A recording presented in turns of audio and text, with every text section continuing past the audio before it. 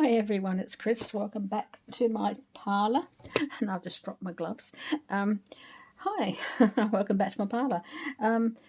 These are the books I have recently read, and I just wanted to share them with you, tell you about them. I'm only keeping 2. These ones I am not keeping. Not that I didn't enjoy them, it's just that I don't want to read them again. I've read them once and that's enough. And some books I want to read again, maybe, when I run out of books. Ha ha, laugh, laugh. I don't think I'll ever run out of books. Anyways, let's pour a cup of tea. And I think I will show you the books that I have enjoyed first, and then I'm going to be keeping first. And also in the order I've read them too, so it just seems rather sensible, doesn't it? This one here, Tell Me What Really Happened by Chelsea Sadotti. It's a young adult book. She is missing. They were with her. There are stories about the woods around Salvation Creek, about the people who have gone missing. Now their friend is one of them. It was all her idea. They would get away from their parents and spend the weekend camping down by Salvation Creek. The 5 of them would make s'mores, steal kisses, share secrets. But sometime around midnight she vanished. Now the 4 friends who came back are under suspicion, and they each have a very different story to tell about what happened in the woods. What are they hiding? Who is lying? Dark truths must come to light if their friend is to be found alive or dead. The clock is ticking. Told entirely through first-person police interviews, this propulsive young adult mystery asks what really happened that night. And I enjoyed it very much. Abigail, Petra, John and Nolan. Petra and Nolan are siblings, well, step-siblings. Abigail is the girl from the wrong side of the tracks, and John is the missing girl's boyfriend at the time she went missing. And Nolan is very much interested in Bigfoot and all of the mythology that goes along with that, all the urban legends about Bigfoot. So his events, or his interpretation of the events, a bit hazy to say the least, and a bit very interesting. Petra is a very forthright girl, and she says it as it is. Abigail was friends with the missing girl. Petra was the best friend of the missing girl, and Abigail and Petra have an understanding to come to in regards to the missing girl, and John, as I said, was her boyfriend at the time. And I enjoyed it, and I think I would like to read it again, even though of course I know the answer, and the answer comes as a very much of a surprise. So I really liked that one. The missing girl, Maylee, her name was it Maylee?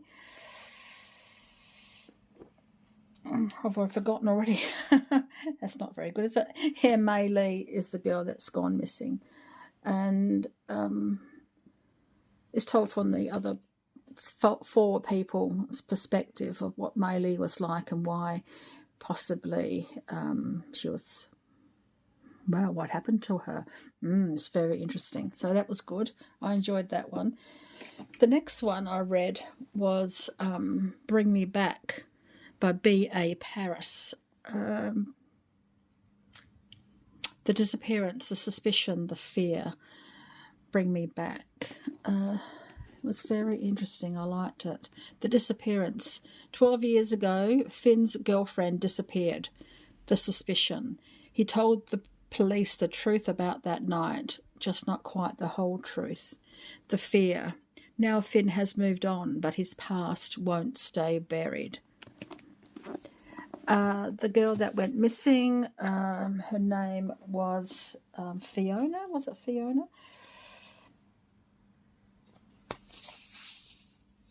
Layla, sorry, Layla. Oh God, it's terrible with names. Layla was the girl that went missing. That was Finn's girlfriend. She went missing one night after they came back from a skiing trip.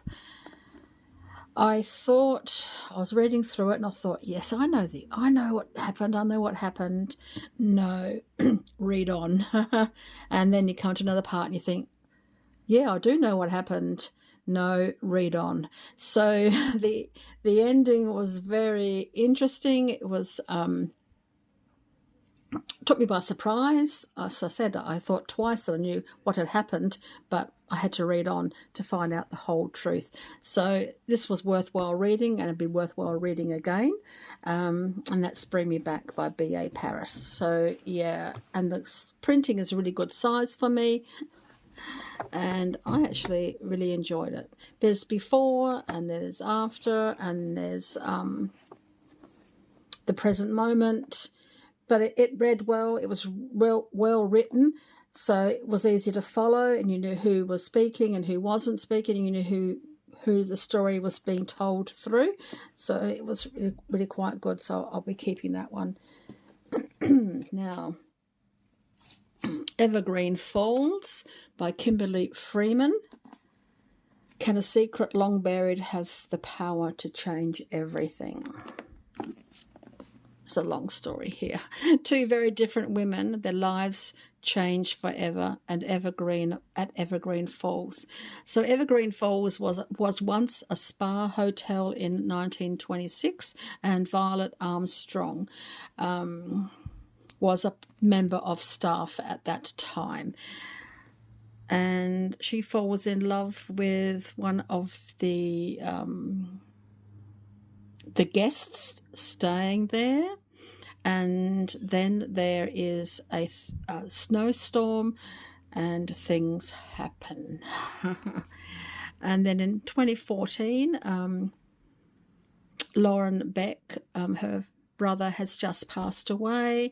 She's no longer needing to take care of him, so she leaves her family home. Her mother is very protective, very stifling, so she takes some time out for herself to learn who she is, and she goes to Evergreen Falls, which is was still the spa hotel, but it's no longer in operation. It's being renovated, and she gets a job at the local cafe at the bottom of the mountain of the hotel, and then tells you about her life and what have you as well. Her life was very interesting. I enjoyed that part of this book.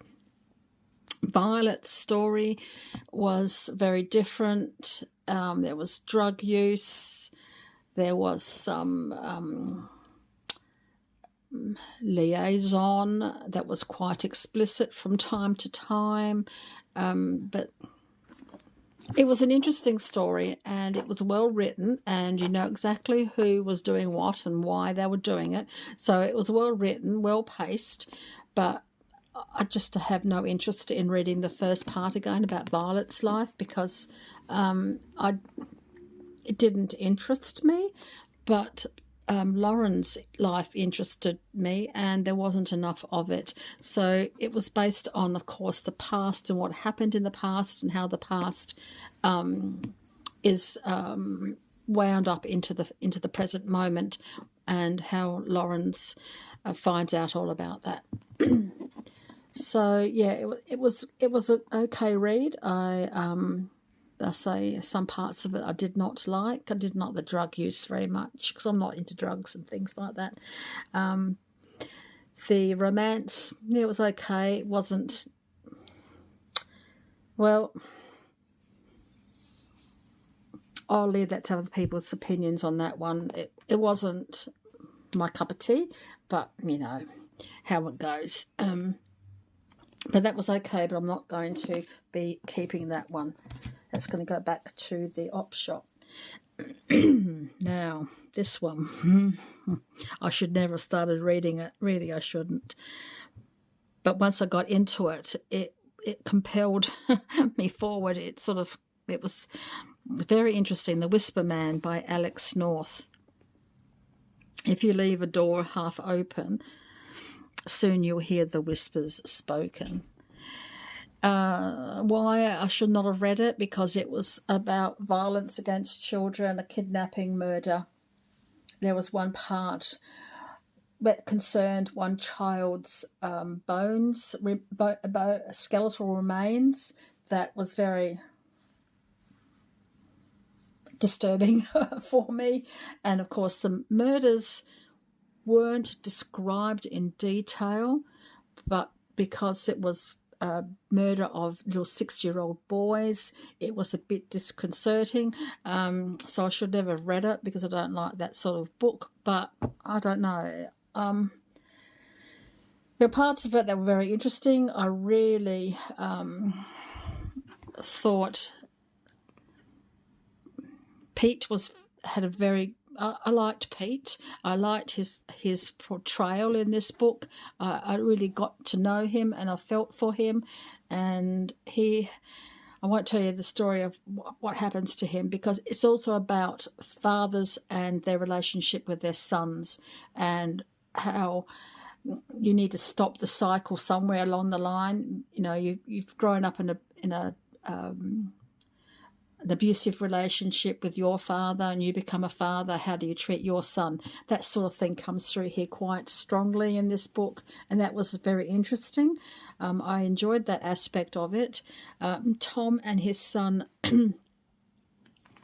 well, they had a very strange relationship, because Tom's wife had passed away just recently, and little Jake was not coping very well, and of course Tom wasn't coping very well, and they didn't know how to relate to each other and get over the grief and share the grief of the wife and mother, respectively, passing away, and the changes that brings, and the guilt and the grief and all that and the concerns, and the not quite knowing what else to do and how else to cope. There was one sad part in it that I would really have loved to have had it end differently, but that wasn't to be. And I say I didn't like the perpetrator, but the violence itself wasn't really gone into, except when we are talking about one of the murdered boys' skeletal remains, and that was a bit icky. I didn't particularly like that. So I think that's the reason why, one of the main reasons why I don't want to read it again, because I don't want to read that section ever again. So The Whisper Man by Alex North. And yeah, it was interesting. It was well written, and you could understand who was talking and whose perspective you were looking at. There's a lot of the F word was in here, and you know how I don't like the F word, and the C word, which I particularly do not like at all. That was used a couple of times as well. But, you know, The Whisper Man by Alex North, it was okay, but it's not a keeper for me, because I don't want to reread that part. And then we have Fiona McIntosh's The Tailor's Girl. I enjoyed it. It was a very good story, very well written, and I really liked the premise of the story, but it was too long for me, and I got a bit bored with it, but I did finish it, and I loved the story. It's about love, lost love, and finding love and lost love and all that sort of thing. And it's set in the world just after the World War One had just ended, and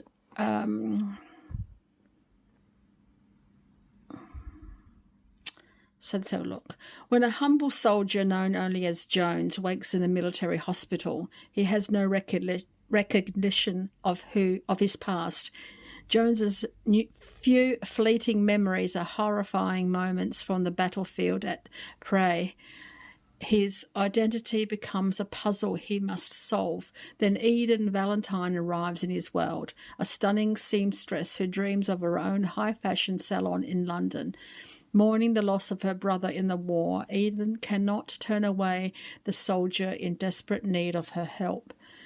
The key to Jones's past and Eden's future may lie with the mysterious Alex Winter, aristocratic heir to the country manor Larkspur Hall. But the news that Alex bears will bring shattering consequences that threaten to tear their lives apart. And I say it was very good. It was very well written. I particularly liked the story itself, and I would recommend it for you if you like World War One sagas and romances and things like that. It was, yeah, very good. It was very good. And there's the authoress. I think she came to Australia and was going to do a talk at the Salisbury Library once, I think, if I remember correctly. That would have been interesting, but I didn't get to go to that one. Anyway, by the by, yeah, it was very good. But it was too long for me, and I've read it. I don't want to read it again. But it was good. It was good. And no swear words. Fantastic. So yeah, but I'm not going to keep that one. It's just too much. But it was good. And this was good too. It really was. But the subject matter wasn't very good. This was well written too, and it was a good story, but not my thing. This was very good, and I really enjoyed that one. And this was very interesting. So that's what I've read so far. And I will try some more a bit later. So thanks very much, and until next time, so many blessings.